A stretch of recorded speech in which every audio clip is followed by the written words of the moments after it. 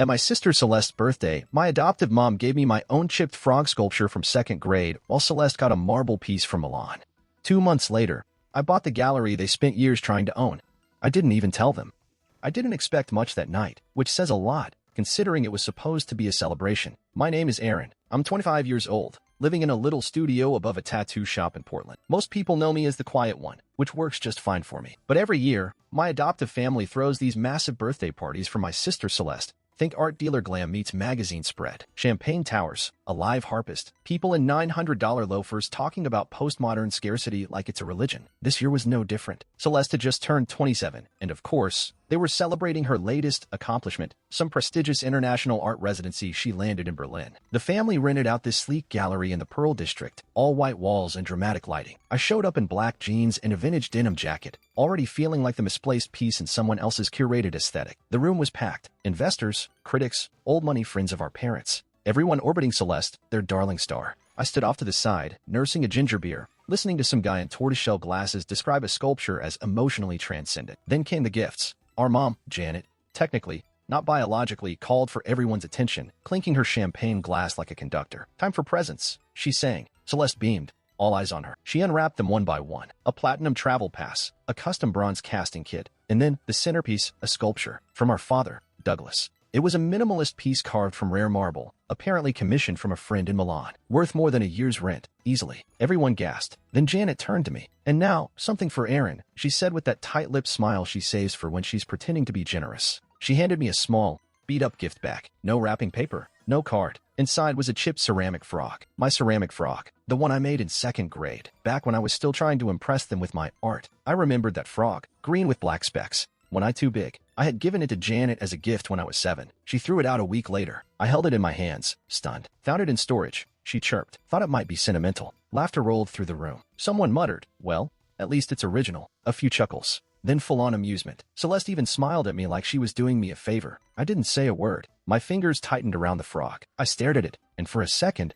I wasn't even in that gallery. I was back at a street fair years ago, selling sketches and small sculptures on a fold-up table. I had forgotten about that day. A stranger, some woman in a wide-brimmed hat, had offered to buy 3 of my pieces. Said they were unexpectedly raw. I didn't even take her money. I just gave her the art. That had felt real. Realer than this whole room. I looked around. No one noticed the shift. They thought I was being gracious, humble. But inside, something was moving. I smiled, quietly, almost warmly, like nothing had touched me. But that was the moment it started. I held the frog gently and thought, okay, let's play your game. I'll just use a different set of rules. The next morning, I was in the kitchen of the guest house my family insisted on putting me in, just far enough from the main house to make it clear I was temporary. I was brewing coffee when I heard her heels clicking down the hallway like a warning bell. Celeste. She didn't knock, just breezed in like she owned the place, which, technically, she probably did. "There you are," she said, like I'd been hiding. She wore a navy wrap dress, and the kind of subtle makeup that took an hour to look effortless. I figured we should talk. "Good morning to you too," I muttered, pouring my coffee. She leaned against the counter, arms crossed. "Look, I hope you didn't take last night the wrong way. Mom just thought you'd find the frog funny." A bit of nostalgia. I didn't answer, just sipped. Celeste pushed on. "Anyway, the thing is, I really think you should manage your expectations when it comes to how the family engages with your work." I raised an eyebrow. "My work?" "Yes. Art, tattoos, all of it." She waved her hand like she was brushing off dust. "It's not that you're not talented, Aaron. You are, in your way. But you're not consistent. You don't follow through. That's why they can't give you serious opportunities. Not like the ones I get." I looked at her for a long second. "You mean opportunities like the gallery internship I applied for last year? The one I never heard back from?" Celeste blinked. "That was different. You weren't the right fit." "Funny," I said. "I remember Mom saying they didn't even get my portfolio. But now that I think about it, you were the one who said she'd forward it." Her face didn't change, but her silence did. "You all talk about me like I don't finish things," I continued, calm. "But what have I ever been given to finish? Every idea I've had, every small win, nobody supported any of it. Not once." Celeste scoffed. "We've supported you. Don't be dramatic. Name one time," I said, not backing down. "One." She opened her mouth, closed it. I smiled. That's what I thought. Celeste's jaw clenched, but she didn't argue. She just huffed through her nose and pushed off the counter. "You're impossible. You know that?" "No," I said, lifting my coffee. I just finally stopped asking for permission. She walked out without another word, and I stood there, sipping my coffee, smiling to myself. I had all the confirmation I needed. 2 days later, I drove across town to the old community center where I used to volunteer teaching art classes to kids. The place hadn't changed. Same chip paint on the doorframe, same smell of dust and dried glue in the hallways. I hadn't been there in a couple years, but my name was still on a plaque near the art room, Aaron Dempsey, community artist. I stood there staring at it for a minute. Then I pushed the door open. Inside, Miss Clara was arranging supplies on a table, just like always. She was in her 60s now, still wearing her signature red glasses and a ponytail like she refused to age. She looked up and grinned. Well, if it isn't the boy who used to sneak all the good paintbrushes. I laughed. I only did that twice. Twice a week. She shot back, walking over to hug me. It's been too long.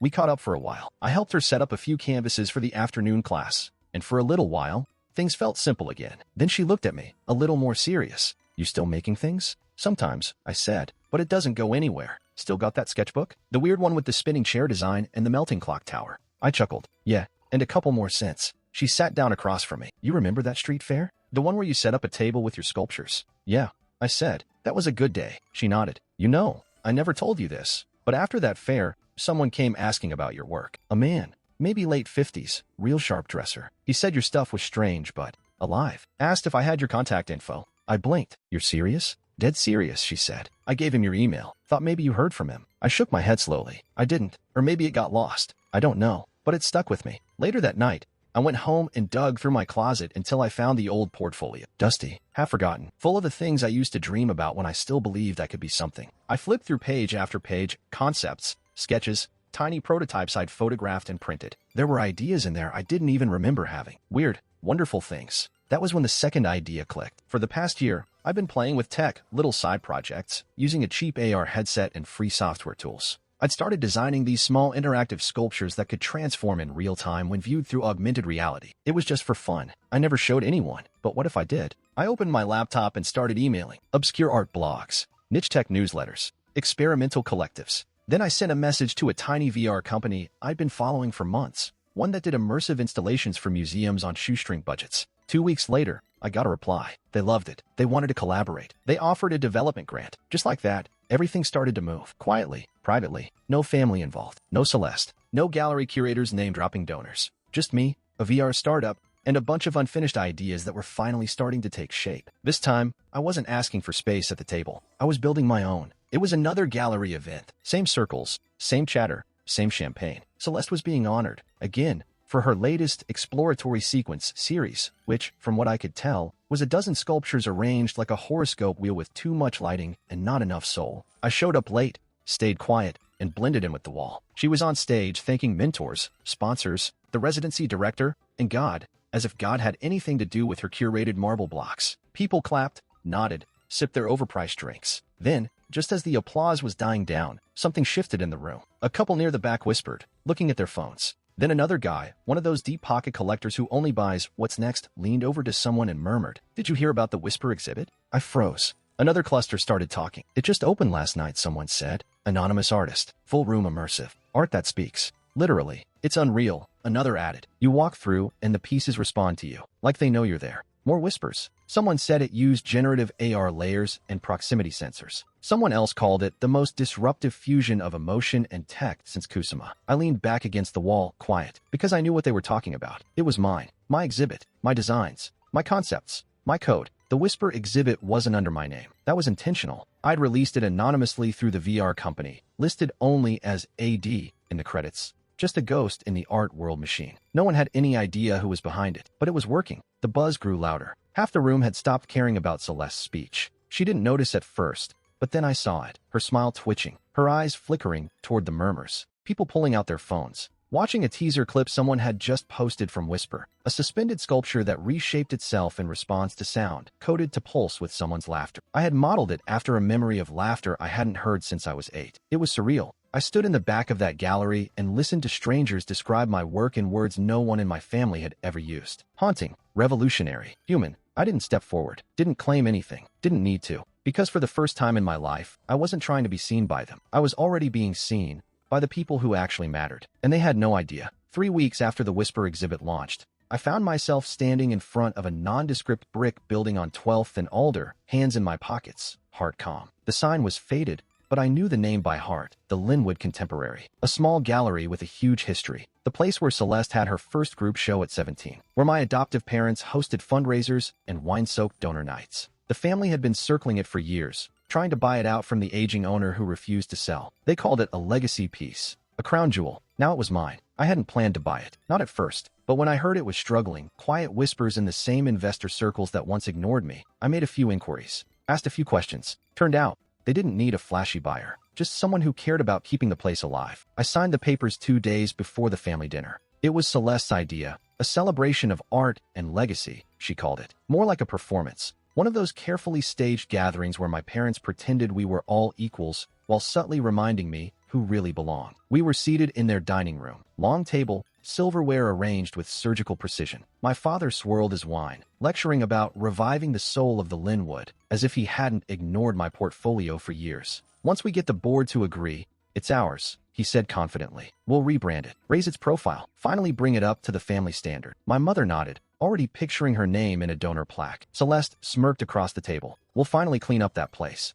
Maybe some real art for once. That's when I reached into my coat pocket and pulled out the envelope. I placed it gently on the table and slid it forward. What's that? My father asked, not even trying to hide his irritation. The purchase contract, I said casually. Signed, sealed, effective last Friday. The silence hit like a dropped wine glass. My mother's hand froze mid-reach for her water. Celeste blinked. My father frowned. You're joking. I leaned back in my chair. Nope, I don't understand, Celeste said, her voice flat. They weren't selling. They were, I said. Just not to people who treated the place like a trophy. My father picked up the envelope, scanned it. His lips parted, then closed. I didn't say anything else. I didn't need to. I just watched them, all of them, sit there and finally realize what they'd missed. Not the gallery, me. And I hadn't just outbid them. I'd outgrown them. It started with a whisper, which felt fitting. A small online publication ran a piece titled Trouble Behind the Frame. Questions about the Grantham Art Foundation's financial practices. It was niche, low circulation, the kind of thing only art industry nerds and disgruntled interns read. But it didn't stay that way. By the end of the week, the story had been picked up by 2 major outlets. Then it hit social media. Fast. Rumors of creative accounting,